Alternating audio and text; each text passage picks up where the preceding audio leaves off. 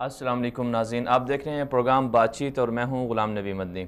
رمضان المبارک کے آخری ایام چل رہے ہیں اور الحمدللہ مسلمانوں نے رمضان المبارک کے اس مہینے میں پہلے کی طرح روزے بھی رکھے اور اللہ تعالیٰ کی رضا کے لیے بے شمار عبادات بھی کیں، اور اب ان عبادات کا جو ثمرہ ہے، جو نتائج ہیں، وہ بھی اللہ رب العزت کی طرف سے عید المبارک کی صورت ملنے والے ہیں، اور عید المبارک بھی آنے والی ہے، باقی 2 یا 3 دن رہ چکے ہیں۔ تو عید المبارک کے دنوں میں پوری دنیا کے اندر مسلمان جہاں شاپنگ کر رہے ہیں، عید کی تیاریاں کر رہے ہیں، وہاں پر کچھ اہل خیر ایسے بھی ہیں جو محتاج اور ضرورت مندوں کی فکر کے لیے اور ان کی ضروریات کو پورا کرنے کے لیے فکر مند بھی ہیں، اور ان کی جو محتاج لوگ ہیں ان کو جو چیزیں ضرورت ہیں ان کی ضروریات کو پورا بھی کر رہے ہیں۔ تو رمضان المبارک کی جو زندگی ہم نے گزاری، مسلمانوں نے جو زندگی گزاری، رمضان المبارک میں جو ہر آدمی کا، ہر مسلمان کا، ہر روزہ دار کا جو ایک نظم الاوقات رہا، جو اس کے معمولات رہے رمضان المبارک میں، یہی معمولات باقی جو سال کے 11 مہینے ہیں ان میں کیسے برقرار رہ سکتے ہیں؟ ہم کیسے رمضان المبارک کی جو عبادات ہیں، جو ذوق شوق ہے عبادات کی طرف، ہم اس کو سدا بہار یعنی پورے سال کیسے اس کو زندہ رکھ سکتے ہیں، اور اسی طرح ہم کیسے اللہ تعالیٰ کی رضا کے لیے باقی جو ہمارے ایام ہیں ان کو ہم کیسے اچھی طرح سے گزار سکتے ہیں، اسی حوالے سے ہم بات چیت کریں گے پروگرام کے پہلے حصے میں، اور ساتھ ساتھ اس کے یہ بھی ہم ذکر کریں گے کہ عید المبارک کے دنوں میں مسلمانوں کو کیسے جو عید المبارک کی جو خوشیاں ہیں، حقیقی خوشیاں ہیں، ان کو کیسے حاصل کیا جا سکتا ہے۔ کیا صرف اپنی ذات کے لیے ہی ہم اگر شاپنگ کر لیں، اگر اپنی ذات کے لیے رشتہ داروں سے مل لیں، کیا صرف وہی خوشیاں ہیں، یا اس کے علاوہ بھی کوئی خوشیوں کا اور بھی کوئی جہاں ہے جہاں جا کر جو ہے ہم دیکھ سکتے ہیں کہ عید المبارک کی خوشیاں وہاں بھی ہمیں مل سکتی ہیں؟ یہ بھی اس کے ساتھ ذکر کریں گے، اور اس کے ساتھ یہ بھی ذکر کریں گے کہ حج بھی چونکہ آ رہا ہے، اور جو بڑی عید ہوتی ہے وہاں اس موقع پر حج بھی ہوتا ہے، اور اس کے علاوہ جو رمضان المبارک کے ایام ہیں، رمضان المبارک میں پوری دنیا سے مسلمان عمرے کے لیے بھی جاتے ہیں، اور جو معلومات ہیں، جو تفصیلات ہیں، ان کے مطابق یہی ہے کہ سب سے زیادہ جو سال کے 12 مہینوں میں سب سے زیادہ جو عمرہ ہوتا ہے وہ صرف رمضان کے دنوں میں ہی ہوتا ہے، اور رمضان المبارک کے دنوں میں عمرے کی فضیلت چونکہ رسول اکرم صلی اللہ علیہ وسلم سے ثابت ہے کہ عمرہ کرنا ایسا ہے جیسے کہ آپ صلی اللہ علیہ وسلم کے ساتھ حج کیا ہو، تو اس لیے رمضان المبارک میں بہت سارے لوگ عمرہ کرنے بھی آتے ہیں، لیکن وہاں پر ان کو بے شمار مسائل کا سامنا کرنا پڑتا ہے۔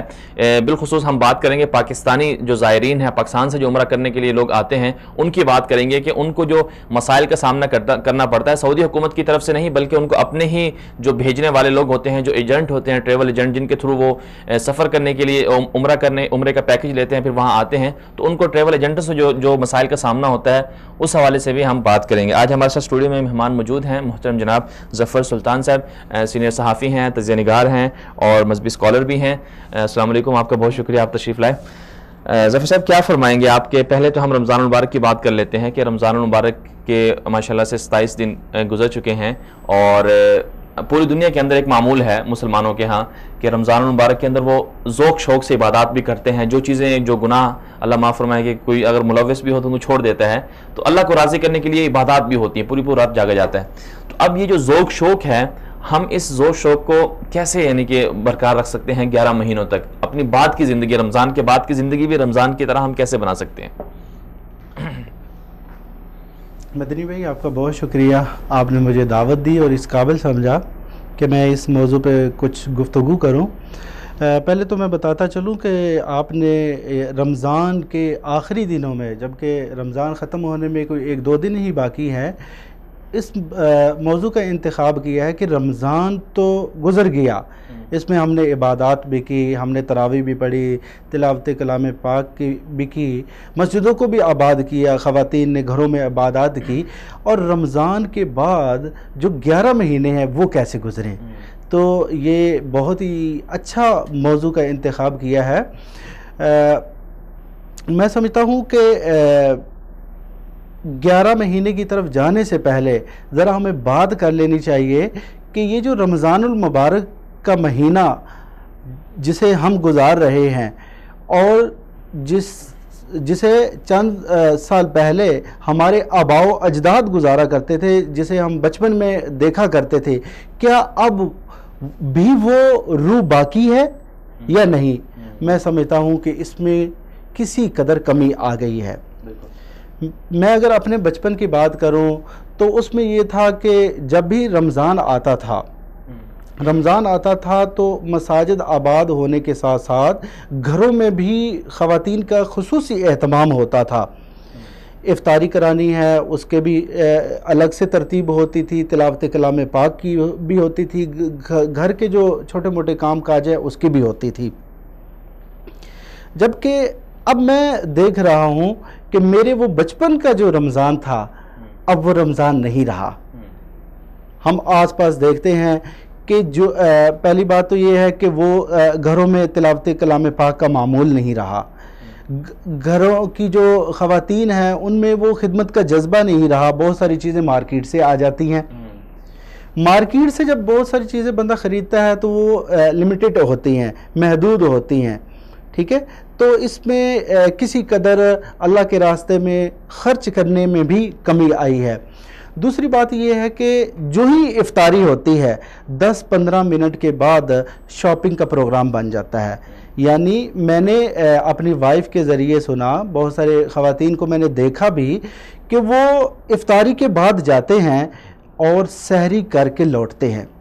یعنی جو بابرکت راتیں تھی، مقدس راتیں تھی، جس کو قیام اللیل کہا جاتا ہے، تلاوت جی اس میں گزارنا چاہیے تھا، وہ کس کی نظر ہو رہی ہیں؟ آپ کی شاپنگ کی نظر ہو رہی ہیں۔ یعنی گھڑیاں آپ کو بابرکت ملی لیکن آپ نے اس کو قیمتی نہیں بنایا۔ تو میں یہ کہہ رہا تھا کہ وہ جو روح رمضان تھی پہلے تھی، کم ہو گئی ہے، وہ کسی حد تک کم ہو گئی۔ آپ مجھے بتائیں کہ جس بندے کا رمضان المبارک ہی ٹھیک نہیں گزرا یا رمضان المبارک کے بابرکت مہینے میں وہ اللہ تعالیٰ کی رحمتیں نہیں لوٹ سکا، تو کیا آپ توقع کرتے ہیں کہ وہ جو 11 مہینے ہوں گے جس میں اس قدر ماحول نہیں ہوتا، اس قدر مسجدیں آباد نہیں ہوتی، تو کیا وہ 11 مہینوں میں لوٹ سکے گا رحمتیں؟ کبھی بھی نہیں۔ تو پہلے کیا ہے، ہمیں مایوس تو نہیں ہونا چاہیے نا؟ بالکل اس کا حل یہی ہے کہ ہمیں اپنی تعلیمات کی طرف واپس آنا چاہیے۔ جدید دور کے تقاضے اپنی جگہ ہیں، لیکن اب بھی ہم دیکھتے ہیں کہ بہت سارے لوگ ہیں، ان کی دنیا داری بھی ساتھ ساتھ چل رہی ہے، دینداری میں بھی کوئی کمی نہیں آ رہی۔ جہاں بہت سارے لوگ شاپنگ کر رہے ہیں تو بہت سارے لوگ گھروں میں بیٹھ کے تلاوت کلام میں کر رہے ہیں، بہت سارے لوگ ایسے ہیں جنہوں نے مسجدوں کو آباد کیا ہوا ہے، بہت سارے لوگ ایسے ہیں جنہوں نے اعتکاف کی نیت کی ہوئی ہے، بہت سارے لوگ ایسے ہیں، ہزاروں لاکھوں کی تعداد میں ایسے لوگ ہیں جو عمرہ کی نیت کر کے جاتے ہیں۔ اس کے لیے وہ جمع پونجی بھی جوڑتے رہتے ہیں، پورا سال جمع کرتے ہیں کہ ہم رمضان المبارک کا عمرہ کریں گے۔ اسی طرح سے بہت سارے لوگوں کو میں نے دیکھا، کیونکہ آپ نے کہا کہ ہمیں مایوس نہیں ہونا چاہیے، خرچ کرنے کے لیے مالدار ہونا ضروری نہیں۔ اللہ کے نبی رمضان المبارک میں اس طرح صدقہ کیا کرتے تھے کہ جس طریقے سے وہ تیز ہوائیں اور بارش لانے والی ہوائیں ہوتی ہیں، یعنی عام دنوں کی نسبت جی زیادہ سخاوت ہوتی تھی۔ تو میں نے دیکھا کہ بہت سارے لوگ ایسے ہیں کہ جو دہاڑی کرتے ہیں، لیکن جذبہ ہے کہ ہم بھی کسی کو افطار کروائیں، جذبہ ہے کہ ہم بھی کسی کو سحری کروائیں، ہم بھی آپ صلی اللہ علیہ وسلم کے اس ارشاد جو آپ صلی اللہ علیہ وسلم نے آپ صلی اللہ علیہ وسلم نے فرمایا کہ کسی کو افطاری کرواؤ، کسی کو سحری کرواؤ، تو صحابہ جی تو کہنے کا مقصد یہ ہے کہ ہم دوبارہ واپس لوٹ سکتے ہیں، لیکن اس میں ہمیں اپنی خواہشات کو ختم کرنا ہوگا۔ خواہشات کو ختم کرنا آسان بھی ہے اور مشکل بھی ہے۔ آسان اس طریقے سے ہے کہ جب انسان کسی چیز کا تہیہ کر لیتا ہے کہ میں نے یہ کام کرنا ہے تو اس کے لیے وہ آسان ہو جاتا ہے۔ مشکل اس لیے ہے کہ آپ نے کہا کہ یہ اب جیسے دیکھیں بہت سارے لوگوں کو میں نے دیکھا، میرے ساتھ ایک بزرگ کام کرتے ہیں، وہ صحافی ہیں، مسعود سلمان صاحب، ان کا نام ہے، بزرگ ہیں، 85 سال کے ہیں، کمر جھکی ہوئی ہے، مجھے اور انہیں کام کرتے ہوئے 5 سال ہو گئے۔ جب بھی رمضان آتا ہے تو کہتے ہیں کہ اب کیا بنے گا، گرمیوں کا رمضان ہے۔ میں نے کہا کہ آپ کے لیے تو شاید شریعت میں کچھ گنجائش ہے، تو کہنے لگے کہ نہیں، آپ ایسی باتیں نہ کریں، میں نے ارادہ کیا ہے، آپ مجھے کمزور نہ کریں۔ میں عرض یہ کر رہا تھا کہ 5 سال ہو گئے، وہ ارادہ کر لیتے ہیں، اللہ انہیں توفیق دے دیتا ہے۔ اس سال بھی ان کی طبیعت کافی خراب ہوئی، یہ آنکھ کا آپریشن بھی ہوا، تو میں نے کہا کہ آپ کو دیکھ کے مجھے ترس آ رہا ہے کہ کچھ آپ اپنی صحت کا خیال کریں۔ تو کہنے لگے کہ نہیں، میں نے ارادہ کیا ہے، اللہ توفیق دے دے گا۔ میں یہ عرض کر رہا تھا کہ جب بھی انسان کسی کام کا ارادہ کر لیتا ہے تو وہ کام آسان ہو جاتا ہے۔ جب بھی کسی کام کو اپنے اوپر سوار کر لیں گے، حاوی کر لیں گے، تو بہت سارے ہٹے کٹے ہیں، وہ روزے نہیں رکھتے، ان کے پاس اپنی تعویلیں ہیں اور اپنی دلیلیں وہ پیش کرتے ہیں۔ تو ہم واپس لوٹ سکتے ہیں، رمضان کی رحمتوں کو، برکتوں کو ہم حاصل کر سکتے ہیں، لیکن اس کے لیے یہ ہے کہ ہمیں محنت کرنی ہوگی اور پکا ارادہ کرنا ہوگا۔ چلیں، یہ تو سمجھ میں آ گئی کہ ایک تو جذبہ جو ہے نا، انسان جب تک اپنی خود نیت نہ کرے اس وقت اس سے پہلے تک کوئی کام بھی نہیں ہوتا ہے۔ جیسے آپ نے کہا کہ ارادہ ہر کام کے لیے کرنا ضروری ہے، تو جو کمی کوتاہی رمضان میں ہوئی، جو لوگ عبادت نہیں کر سکے، ابھی باقی 2 دن ہیں، ان میں وہ کر لیں۔ چلیں، اگر یہ بھی نہیں ہو سکا، اگر یہ بھی نہ کر سکیں، تو مزید اپنے آپ کو جو ہے نا بجائے پیچھے اللہ رب العزت سے دور لے کے جانے کے، اللہ رب العزت سے قریب کریں۔ تو ایسے کیا کیا چیزیں ہیں آپ سمجھتے ہیں کہ ہم جو رمضان میں عبادات کا ماحول بنا ہوتا ہے، وہی ماحول بعد میں بھی ہماری زندگیوں میں بنا رہے؟ ہم کیسے اپنی زندگیوں کو اللہ رب العزت کے حوالے کر سکتے ہیں؟ کیسے ہمارا رجوع جو ہے اللہ کے ساتھ رہ سکتا ہے؟ ایسے ہمیں کون کون سے کام کرنے چاہیے کہ ہمارے باقی کے جو ایام ہیں، رمضان کے علاوہ کے جو دن ہیں، شب و روز جو ہے ہمارے، وہ ایک جس طرح رمضان کے اندر ہماری کیفیت ہوتی ہے کہ وہاں انسان گناہ کرتے ہوئے ڈرتا ہے، کوئی بھی اللہ تعالیٰ کی ناراضگی، کسی کا حق مارتے ہوئے ڈرتا ہے، کسی کو تکلیف دیتے ہوئے ڈرتا ہے، تو ہمارے باقی جو زندگی ہے، باقی جو دن ہیں، ان میں بھی ہم ایسے ہی ہمارے اندر جذبہ رہے۔ ایسے کون کون سے کام ہمیں کرنے چاہیے؟ دیکھیں جی مدنی بھائی، آپ نے بڑا اچھا سوال کیا ہے۔ مومن کا جو تعلق ہے وہ صرف رمضان تک محدود نہیں ہے۔ اللہ کرے کہ امت مسلمہ کے بار بار رمضان المبارک آئے اور میں اور آپ باقی ہمارے بہن بھائی بار بار رمضان المبارک کی رحمتوں کو حاصل کریں، سمیٹے۔ لیکن یہ سوچ لینا کہ رمضان میں اگر ہم نہیں کچھ کر پائے تو اس کے بعد کیا کریں، کیسے کریں، تو میں کہتا ہوں کہ یہ سوچ ٹھیک نہیں ہے۔ اللہ تعالیٰ فرماتے ہیں کہ توبہ کا دروازہ آخری لمحے تک، سانس بند ہونے سے پہلے تک کھلا ہے۔ اگر کوئی سمجھتا ہے کہ رمضان المبارک اس کا ٹھیک نہیں گزرا ہے تو رمضان المبارک کے بعد بھی وہ توبہ کر سکتا ہے۔ اگر کوئی یہ سمجھتا ہے کہ رمضان المبارک میں وہ تلاوت کلام پاک نہیں کر سکا، یا 5 وقت کی نمازیں نہیں پڑھ سکا، یا صدقہ خیرات نہیں کر سکا، یا باقی نیکی کے جتنے بھی اعمال ہیں جس قدر اس کو حصہ لینا چاہیے تھا اس قدر وہ حصہ نہیں لے سکا، تو اس کو چاہیے کہ جب اس کو یہ احساس ہوتا ہے، جب اس کو یہ چیز اس کا ضمیر جھوڑتا ہے، تو اس وقت سے آغاز کر دے۔ بالکل۔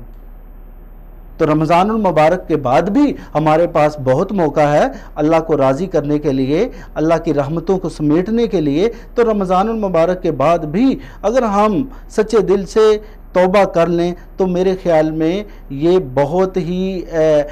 جسے کہہ سکتے ہیں کہ دیر آید درست آید۔ بالکل۔ جب بھی خیال آ گیا وہ ٹھیک ہے۔ جیسے آپ صلی اللہ علیہ وسلم سے کسی صحابی نے عرض کیا کہ یا رسول اللہ، میری والدہ زندہ نہیں ہے، میں ان کے ساتھ اچھا سلوک نہیں کر سکا، اب وہ فوت ہو گئی ہیں، تو میں کیا کروں؟ آپ صلی اللہ علیہ وسلم نے مایوسی نہیں دلائی، آپ صلی اللہ علیہ وسلم نے فرمایا کہ آپ کی خالہ زندہ ہے؟ عرض کیا کہ ہاں۔ آپ صلی اللہ علیہ وسلم نے فرمایا کہ ان کے ساتھ نیکی کرو۔ تو عرض کرنے کا مقصد یہ ہے کہ رمضان المبارک اگر صحیح نہیں گزرا تو اس کے بعد کی زندگی کو سنوارنے کے لیے ہمارے پاس بے شمار مواقع ہیں. اور اس کے ساتھ جو ہمیں کام کرنے چاہیے وہ مثلا مثال کے طور پر ہم دیکھیں کہ رمضان المبارک میں جیسے ایک ماحول بنا ہوتا ہے کہ اگر گھر میں 5 افراد ہیں 5 میں سے 3 روزے رکھ رہے ہیں 2 نہیں رکھ رہے, جو 2 روزہ نہیں رکھتے وہ بھی 5 سے متاثر ہوتے ہیں کہ انہوں نے روزہ رکھا ہوا, ان کا خیال کرنا ہے, ان کا احترام کرنا ہے. اگر وہ 3 نماز پڑھ رہے ہیں تو دوسروں کو بھی خیال آ جاتا ہے. تو ایک تو یہ ہے کہ ہمارے جو اجتماعی جو گھریلو ہمارا سسٹم ہے اس میں ہمارے جو سرپرست ہوتے ہیں, والدین ہوتے ہیں, ان کو یہ توجہ کرنی پڑے گی جو سمجھدار ہیں کہ وہ ایک ایسا ماحول بنا دیں. اور ساتھ میں جس طرح رمضان المبارک میں ایک مسجدوں کے جیسے آپ نے کہا کہ آباد ہوتی ہیں, اس میں ایک کام یہ بھی کرنا چاہیے کہ جس طرح رمضان المبارک میں مسجد مسلمان جا کے آباد کرتے ہیں, اسی طرح عام دنوں میں بھی آباد رکھنے کا کوئی نہ کوئی وہ حصہ ہونا چاہیے. اس کے لیے علماء کرام کو بھی ضروری ہے کہ وہ مساجد میں اس طرح کی کوئی خصوصی محافل رکھیں, کوئی خصوصی کورسز کروائیں تاکہ لوگوں کا جذبہ جڑا رہے. تو میں سمجھتا ہوں کہ اس طرح سے بھی جو ہے نا لوگ جو رمضان کے بعد کی جو زندگی ہے وہ بھی رمضان کی طرح گزار سکتے ہیں. جیسے آپ نے بھی اس کا نیکی کرنے کا, صدقے کرنے کا آپ نے بتایا کہ اگر ایک چیز نہیں ہوئی تو اس کا متبادل ہوتا ہے. اگر کسی کے والدین نہیں ہیں دنیا میں تو ان کے ساتھ جس طرح نیکی کرنے کا آپ نے بتایا کہ خالہ کے ساتھ نیکی ہو سکتی ہے, اسی طرح والدین کے ساتھ بھی نیکی ہو سکتی ہے کہ ان کے لیے صالح ثواب کیا جائے, ان کے لیے ان کی طرف سے خرچہ کیا جائے, کوئی چیز ان کے نام پہ بنا کے اس کا نیت کر لی جائے کہ یہ ثواب اس کو پہنچے. تو میں سمجھتا ہوں کہ اس طرح کے کام جو ہیں ہم رمضان کے بعد بھی جاری رکھ سکتے ہیں. خیر ہم دوسرے اس کے ساتھ ایک اور سوال آپ سے میں یہ کرنا چاہوں گا کہ رمضان جیسے ابھی گزر رہا ہے, عید بھی آ رہی ہے, تو عید المبارک کی ہم خوشیاں کیسے حاصل کر سکتے ہیں حقیقی جسے ہم خوشیاں کہتے ہیں, جسے ہم سکون ملنا چاہیے. کیونکہ بہت سے لوگ ہوتے ہیں جنہوں نے روزے رکھے ہوتے ہیں, ان کو تو واقعی حقیقی سچی بات ہے کہ ان کو تو سب سے زیادہ خوشی ہوتی ہے کہ انہوں نے سارے روزے رکھے ہوتے ہیں. ایک دن ان کو ایسا ملتا ہے جس میں کھل کے وہ کھا سکتے ہیں, اور اللہ کی میزبانی کا مہینہ میزبانی کے دن بھی کہا گیا ہے. لیکن اس کے علاوہ کچھ لوگ ایسے بھی ہیں, کچھ محتاج ہیں, ہمارے ہی طرح کے لوگ ہیں, اور لیکن ان کے پاس کچھ چیزیں نہیں ہوتی نا, تو ہم ان کی مدد کر کے, ان کی ضرورتوں کو پورا کر کے بھی تو حقیقی خوشیاں حاصل کر سکتے ہیں. تو اس حوالے سے آپ کیا کہیں گے؟ مدنی بھائی یہ آپ نے بہت اچھا سوال کیا ہے. ایک خوشیاں ہے جس کا تعلق ہوتا ہے انسان کی اپنی ذات سے, ایک خوشیاں وہ ہیں جن کا تعلق ہوتا ہے دوسروں کی ذات سے. اب میں اپنے لیے بھی کروں گا, اپنے بیوی بچوں کے لیے بھی کروں گا, یہ خوشی سے کروں, مجبوری سے کروں, بہت ساری چیزیں مجبوراً بھی کرنی پڑتی ہیں کیونکہ کوئی دوسرا راستہ نہیں ہوتا, تو یہ تو کرنا ہی کرنا ہے. لیکن میں سمجھتا ہوں کہ حقیقی خوشی یہ ہے کسی دوسرے کے چہرے پہ مسکراہٹ لانا. حقیقی خوشی یہ ہے کہ اپنے بچوں کے لیے تو آپ نے کپڑے لیے, اپنے لینے ہی تھے, آپ کو لینے ہی تھے, لیکن ساتھ ساتھ آپ یہ کرتے ہیں کہ میرے پڑوس میں کوئی یتیم بچہ رہتا ہے, میرے محلے میں کوئی بیوہ رہتی ہے, میں تو کر سکتا ہوں, وہ عید کی خوشیاں کیسے کریں گے؟ تو آپ کیا کرتے ہیں کہ آپ نے اپنے بجٹ کو کم کر دیا, آپ نے اپنے گھر والوں کے لیے جو شاپنگ کرنی تھی اس کو محدود کر دی. آپ سبب بن گئے کسی بیوہ کے چہرے پہ خوشی لانے کا, آپ سبب بن گئے کسی یتیم کے چہرے پہ خوشی لانے کا. تو میں سمجھتا ہوں کہ حقیقی خوشی یہ ہے. بالکل. اور میں اپنا ذاتی اگر تجربہ بتاؤں تو مجھے خود کھا کر اتنا سکون نہیں ملتا جتنا کسی کو کھلا کے ملتا ہے. ہمارے پاس تو بے شمار مواقع ہوتے ہیں, اصل خوشی تو یہ موقع ہوتا ہے. جی ان کا ساتھ دینا چاہیے. آپ صلی اللہ علیہ وسلم وہ عید کے لیے تشریف لے جا رہے تھے, راستے میں یتیم بچہ ملا, اس کو کندھوں پہ اٹھا لیا, بڑا مشہور واقعہ ہے, ٹھیک ہے. اس کی راحت کا سارا سامان کرنے کے بعد پھر فرمایا کہ کیا تو خوش نہیں ہے کہ محمد صلی اللہ علیہ وسلم آپ کے باپ بن جائے اور عائشہ صدیقہ آپ کی والدہ بن جائے. تو کہنے کا مقصد یہ ہے کہ حقیقی خوشی یہ ہے کہ جو دوسروں کے چہروں پہ خوشی لائی جائے, مسکراہٹیں لائی جائے. آج یہ المیہ کی بات ہے, افسوس کی بات ہے کہ ہم جب اپنے ذات پر خرچ کرنے کے لیے آتے ہیں تو تجوریاں کھول دیتے ہیں, اپنے گھر والوں پہ خرچ کرنے کے لیے آتے ہیں, رشتہ داروں کو تحفے تحائف دینے کے لیے آتے ہیں تو ہم پرواہ نہیں کرتے. میں نے کئی دوستوں کو دیکھا کہ وہ قرض لے کر بھی اپنے رشتہ داروں کے لیے کچھ نہ کچھ ضرور لیتے ہیں. یعنی اپنوں کے لیے سب کچھ ہے, لیکن جہاں خرچ کر کے اللہ خوش ہوتا ہے، جہاں خرچ کر کے اللہ کا رسول خوش ہوتا ہے، اس کے لیے ہم بخیل بن جاتے ہیں، ہم کنجوس بن جاتے ہیں۔ تو یہ ایک المیہ کی بات ہے، امت مسلمہ کی یہ شان نہیں تھی، امت مسلمہ کو اپنی شان کی طرف لوٹنا چاہیے۔ بالکل، آپ صلی اللہ علیہ وسلم نے بھی فرمایا نا کہ مسلمان ایک جسم کی مانند ہیں، تو ایک دوسرے کا خیال رکھتے ہیں، کسی ایک کو تکلیف ہو تو دوسروں کو بھی تکلیف ہوتی ہے۔ اس سے بھی ہمیں یہی سمجھ میں آتا ہے کہ ہم جہاں اپنے گھر والوں کے ساتھ جتنا ہم خرچ کر رہے ہوتے ہیں، جو دیگر ہمارے مسلمان ہیں وہ بھی ہمارے بھائی ہیں، ہمیں ان کی بھی ضرورتوں کا خیال رکھنا چاہیے۔ ایک اور حدیث میں آتا ہے کہ رسول اللہ صلی اللہ علیہ وسلم نے فرمایا کہ لوگوں میں سے بہترین بندہ وہ ہے جس سے دوسروں کو زیادہ فائدہ ہو۔ تو جب دوسروں کو ہم زیادہ فائدہ پہنچائیں گے تو اس سے پھر ہمارا معاشرہ بھی خوشحال ہوگا اور لوگوں میں بھی آپس میں محبتیں بھی بڑھیں گی، جو ہمارے درمیان میں نفرتیں، حسد، کینہ، بغض، وہ خود بخود ختم ہو جائے گا۔ اور میرے خیال میں جیسے آپ نے کہا کہ عید کی حقیقی خوشی بھی یہی ہے کہ اپنی ذات سے بڑھ کر دوسروں کو ہم خوش کریں۔ خیر، پروگرام کے دوسرے حصے کی طرف بڑھتے ہیں۔ اس میں ہم نے آج بات کرنی تھی رمضان مبارک میں، چونکہ عمرہ زیادہ ہوتا ہے، عام دنوں میں بھی ہوتا ہے،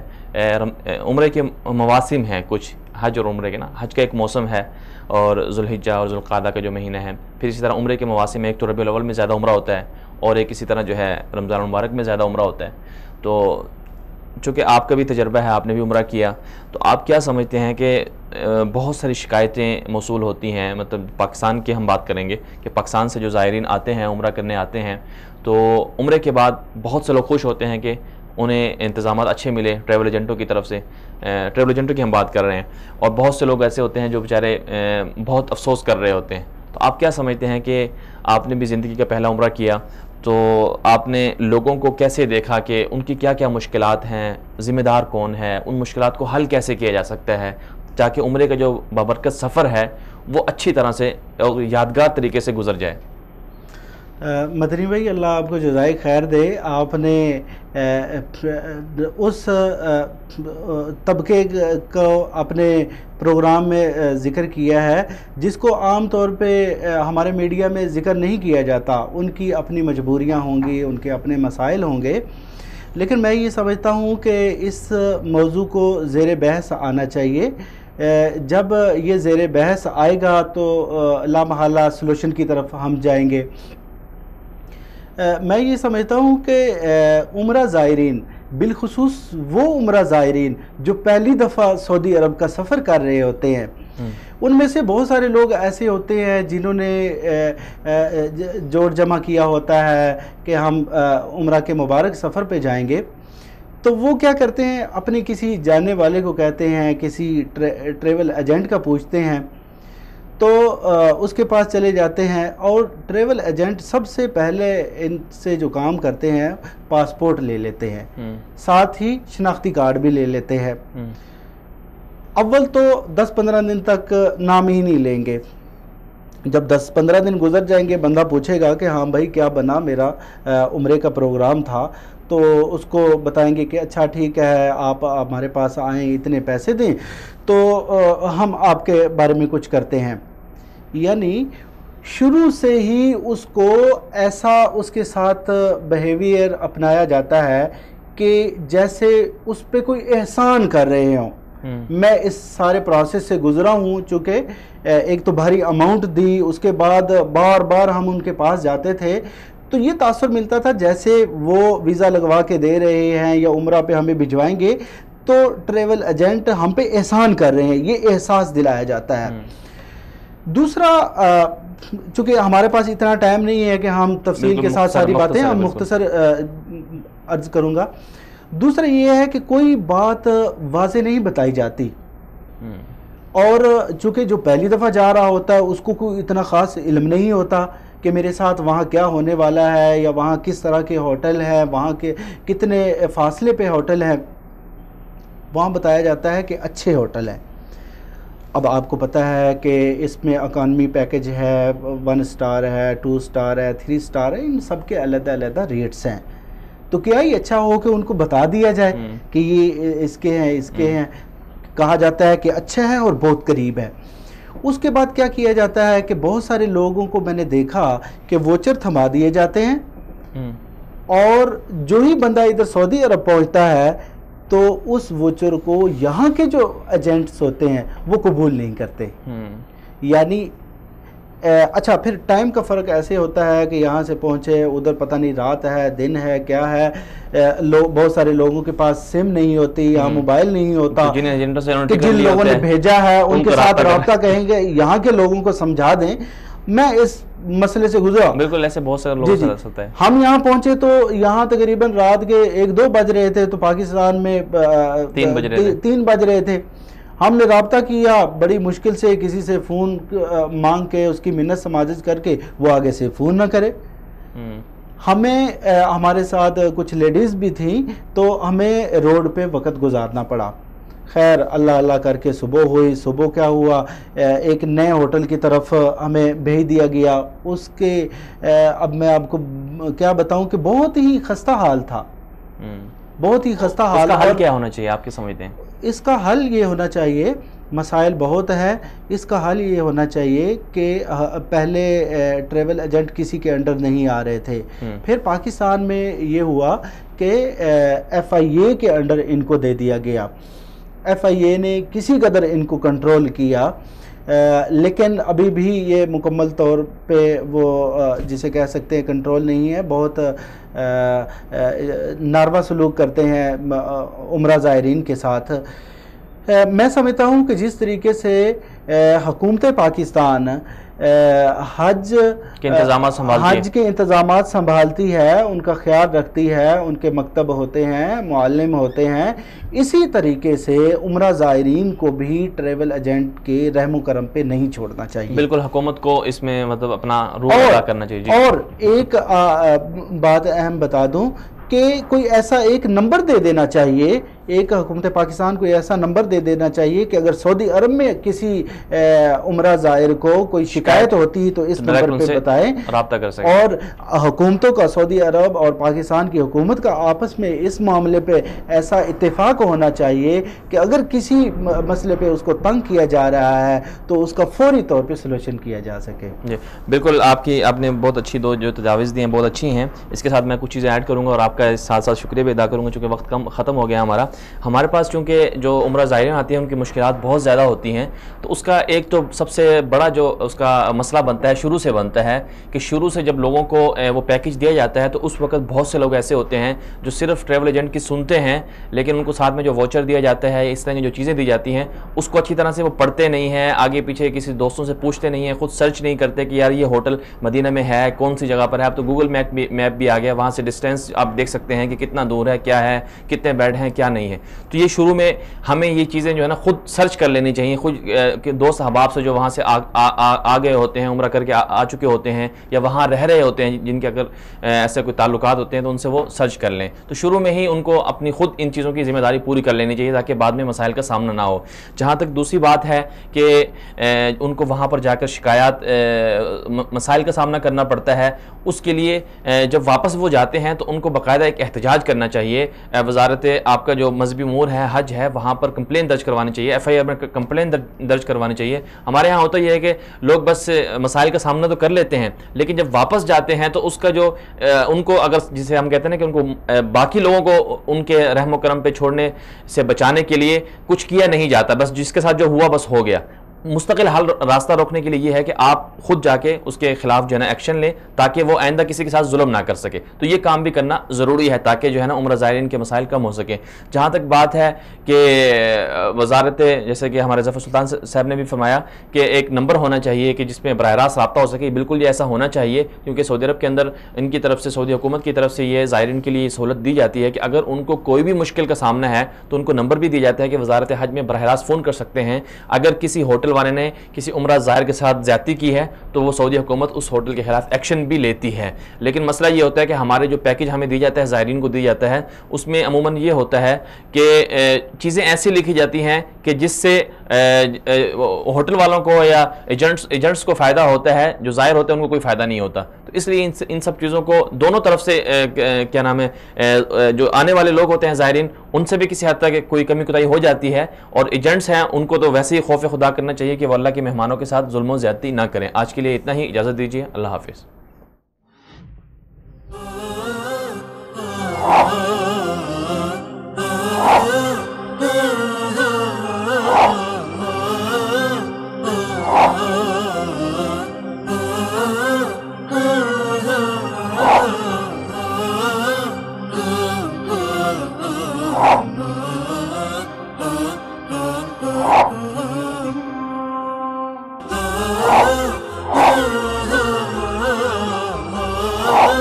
oh.